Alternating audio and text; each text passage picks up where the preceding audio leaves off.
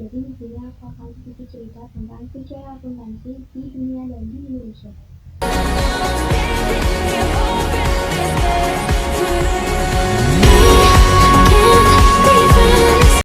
Luca Pacioli pada tahun 1494 mempublikasikan buku yang berjudul Summa de Arithmetica, Geometrica, Proportioni et Proportionalia. Dalam buku tersebut terdapat subjudul Tractus de Computis et Scriptoris yang mengajarkan sistem pembukuan berpasangan. Setahun setelah buku tersebut dipublikasikan, akuntansi mulai diterapkan di Italia. Setelah Perang Dunia II, pengaruh akuntansi makin terasa di dunia barat. Bagi banyak negara, akuntansi merupakan masalah nasional dengan standar dan praktik nasional yang melekat erat dengan hukum dan aturan profesional.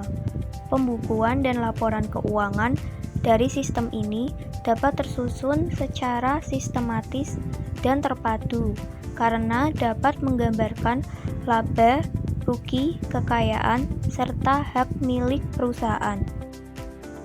Sistem akuntansi diberi nama sesuai dengan nama orang yang mengembangkannya di nama negara masing-masing, seperti sistem Anglo-Saxon di Amerika Serikat dan Inggris, serta sistem kontinental di Belanda. Saat ini, sistem akuntansi yang paling banyak digunakan adalah sistem Anglo-Saxon, karena sistem Anglo-Saxon dapat mencatat berbagai macam transaksi secara lebih mudah. Nah, sekarang kita masuk ke sejarah akuntansi di Indonesia. Sejarah akuntansi di Indonesia dimulai pada zaman penjajahan Belanda. Perusahaan di Indonesia menggunakan sistem kontinental atau tata buku yang digagas oleh Luca Pacioli. Meskipun sama-sama berasal dari pembukuan berpasangan, tetapi akuntansi berbeda. Setelah tahun 1960, akuntansi cara Amerika Anglo-Saxon mulai diperkenalkan di Indonesia. Seiring berjalannya waktu, akhirnya sistem pembukuan di Indonesia pun berganti dari kontinental menjadi Anglo-Saxon. Sejarah akuntansi di Indonesia dinyatakan muncul pertama kali di abad 1642, yang mana di kala itu masyarakat tradisional sudah mengenal pencatatan keuangan, termasuk kalkulasi laba rugi. Kemampuan ini dibawa oleh pedagang dari luar negeri yang menjajakan dagangannya di Indonesia. Negara yang pertama kali mengenalkan konsep akuntansi di Indonesia yaitu Belanda, Portugis, dan Spanyol. Sekalipun sudah lama masyarakat mengenal sistem pencatatan keuangan karena banyak belajar dari pedagang, tetapi ilmu ini benar-benar diterapkan pada tahun 1642.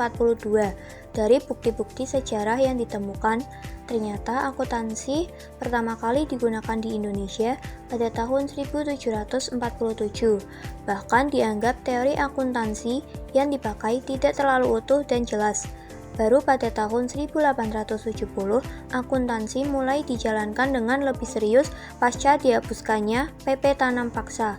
Peraturan tersebut dihapus, maka banyak sekali investor asing, terutama Belanda, yang menanamkan modalnya di Indonesia. Demi keteraturan finansial, teori akuntansi pun mulai digunakan di tanah air.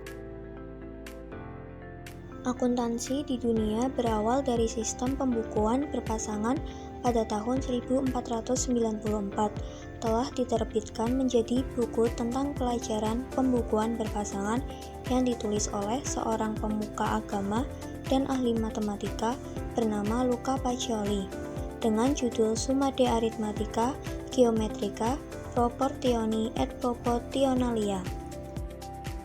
Masyarakat zaman Mesir kuno menggunakan pencatatan untuk membantu mereka berdagang ke luar negeri. Mereka menghitung laba dan rugi dengan cara menghitung barang bawaan ketika berangkat berlayar dan menghitung barang yang dibawa pulang setelah berlayar. Dengan kata lain, perhitungan laba rugi dibuat pada akhir pelayaran. Sistem pencatatan transaksi kebanyakan ditemukan berupa penerimaan tablet-tablet. Tablet itu berisi pencatatan mengenai informasi seperti catatan jumlah barang dan uang diterima, daftar nama orang yang memberikannya, daftar nama orang yang menerimanya, dan tanggal kegiatannya. Tiongkok menggunakan akuntansi sebagai evaluasi dari efisiensi program dan pelaksanaan program tersebut.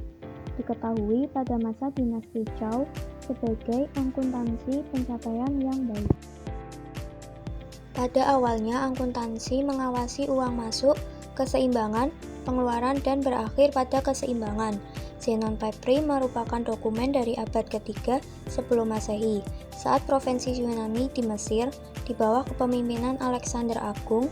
Dokumen Zenon Papyri menjadi bukti adanya akuntansi di Yunani pada abad keempat sebelum Masehi. Catatan transaksi berupa akun dari daftar kas dan harta lainnya, seperti minyak, makanan, dan pakaian, dan arus kas keluar masuk.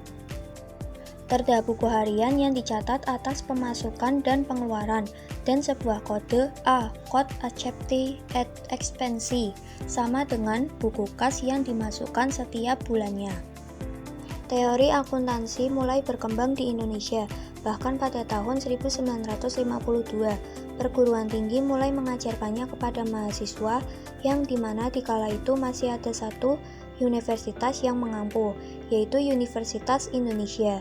Pada tanggal 17 Oktober 1957, Ikatan Akuntan Indonesia atau IAI resmi didirikan di Aula Universitas Indonesia untuk mewadahi dan membimbing perkembangan akuntansi serta mempertinggi mutu pendidikan akuntan.